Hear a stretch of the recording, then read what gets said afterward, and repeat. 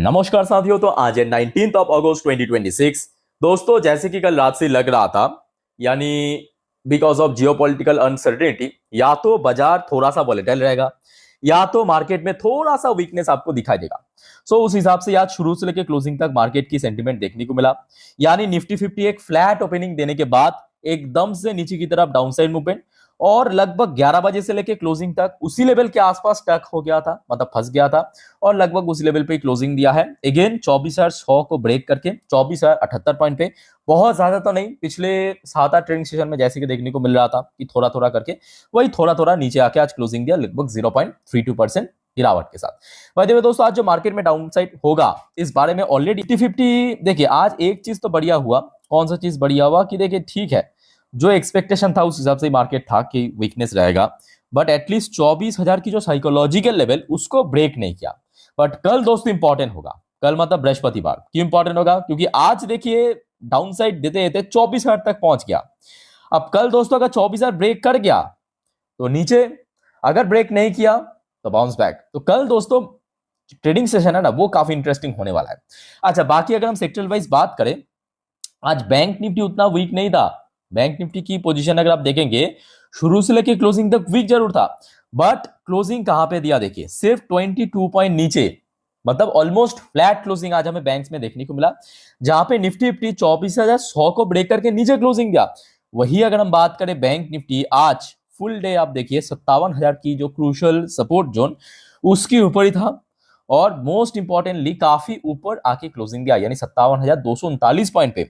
और शुक्र है आज की आईटी सेक्टर मैं कहूंगा पॉजिटिव में था, क्योंकि आज आईटी सेक्टर, एक बार मैं आपको दिखा देता हूं, ये देखिए, आईटी सेक्टर लगभग 0.73% ऊपर आके क्लोजिंग दिया। अगर आईटी सेक्टर भी आज नेगेटिव में क्लोजिंग हो जाता तो क्या होता बताइए?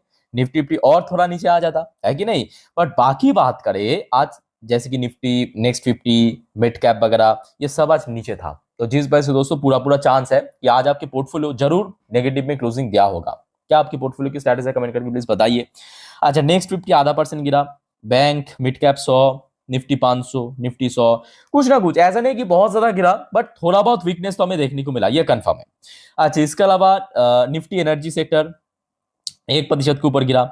FMC sector, MN sector, pharma, PSC, PSU bank, आपके auto sector last day recover किया था, आज रिकवर नहीं कर पाया। मेटल सेक्टर फ्लैट था। स्मॉल कैप 100, इसमें भी करेक्शन 0.5% के आसपास। निफ्टी 200। तो ओवरऑल बात करें, आज कहीं ना कहीं ओवरऑल जो मार्केट की आउटलुक वो नेगेटिव में था, सिवाय आईटी सेक्टर के। अच्छा, इसके पीछे मेनली कुछ जियोपॉलिटिकल रीजन जिम्मेदार है। सबसे पहली बात, कल रात से ही हमने देखा था कि यूएस मार्केट की मूड भी उतना बढ़िया नहीं था।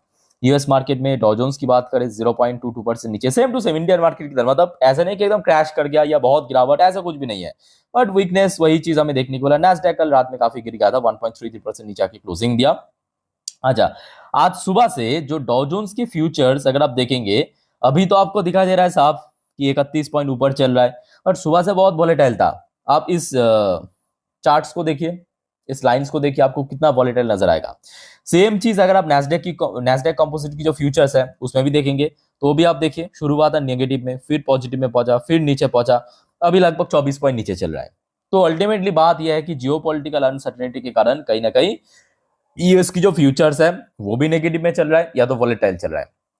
और दूसरी बड़ी बात आपको, मतलब मुझे शुरू में बताना चाहिए था कि आज इंडियन मार्केट में तो कुछ भी करेक्शन नहीं हुआ। जी हाँ, क्योंकि बाकी जो एशियन पैसिफिक मार्केट वो आज बहुत गिरा है। जैसे कि आप देखिए जापानीज मार्केट की एक एक इंडेक्स को, टीपीएक्स 500 3% गिरा, टीपीएक्स 100 3% गिरा, निक्काई 3% गिरा।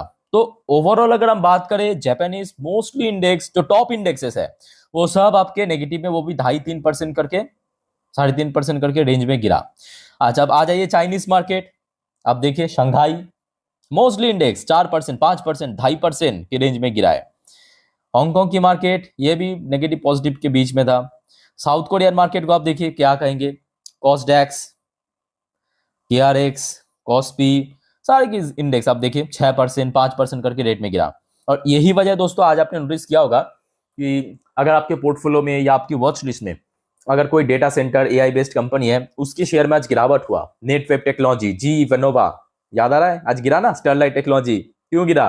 क्योंकि कनेक्शन यहां से है। समझ आ रहा है बात? अच्छे से इस चीज को ना कनेक्ट करने की कोशिश कीजिए। ओके। और आईटी सेक्टर इसी वजह से रिकवर किया क्योंकि भारत की जो आईटी कंपनीज है वो क्या है, एनटीएआई या नॉन एआई बेस्ड। तो जिस वजह से साउथ कोरियन मार्केट में अगर गिरावट हुआ, रिकवर होगा इंडियन आईटीज में, बट गिरावट होगा कहां पे, डेटा सेंटर एआई पे। ठीक है। अच्छा अब आ जाइए ताइवानिश मार्केट 1.5% की रेंज में गिरा, ऑस्ट्रेलियन मार्केट ये भी पिट गया, खचरा ये भी पिट गया। अच्छा अब आ जाइए न्यूजीलैंड की मार्केट, ये सही था, पॉजिटिव में था। मलेशियन मार्केट ये भी नेगेटिव में, इंडोनेशिया नेगेटिव में, सिंगापुर नेगेटिव में, थाई नेगेटिव में। तो मतलब अगर हम बात करें आज 90% जो एशियन पैसिफिक बाजार और खास करके Japanese, Chinese, south Korea, Taiwan, ये तो आज बम पर गिरा है। तो उस हिसाब से अगर बात करें तो इंडियन मार्केट में गिरावट काफी कमी हुआ है कि नहीं बताइए। अच्छा क्रूड ऑयल जो मोस्ट इंपॉर्टेंट फैक्टर, जो आपको मैं बार बार कहता हूं, क्योंकि भारत जो है 90% इसके ऊपर डिपेंडेंट है, इंपोर्ट के ऊपर। और क्रूड ऑयल की प्राइस ऐसा नहीं कि एकदम से स्पाइक कर रहा है, नहीं नहीं नहीं नहीं नहीं। पिछले 10 ट्रेडिंग सेशन की अगर आप उठाएंगे चार्ट, आप नजर आएंगे, मतलब आपको देखने को मिलेगा कि हर रोज वही आधा परसेंट 1%, आधा परसेंट 1%, वही आधा परसेंट 1% करते करते आज देखिए 91.70, कल कहां पे था, 90 की रेंज पे था, आज 91 की रेंज पे पहुंच चुका है। तो ये कहीं ना कहीं इंपैक्ट डाल रहा है मार्केट में। गोल्ड सिल्वर में ऐसा कुछ बहुत बड़ा चेंजेस नहीं हुआ, गोल्ड लगभग, सिल्वर लगभग सेम पोजीशन पे चल रहा है। ठीक है। अच्छा इंडियन करेंसी की वैल्यूएशन भी लास्ट डे जहां पे था उस लेवल के आसपास ही है, जितना गिरना था वो सोमवार गिर चुका था। तो सोमवार से लेकर आज बुधवार हो गया, इसमें कोई बहुत बड़ा चेंजेस हमें देखने को नहीं मिला। ठीक है। तो ये रहा दोस्तों आज सुबह से जो अलग अलग इंडेक्सेस, अलग अलग सेक्टर्स, अलग अलग कमोडिटीज की पोजीशन। अब चलिए कुछ इंपॉर्टेंट जियोपॉलिटिकल अपडेट भी आपके साथ मैं शेयर करके बताइए। सो वाइंड अप करता हूँ, टेक केयर, बाय बाय, जय हिंद।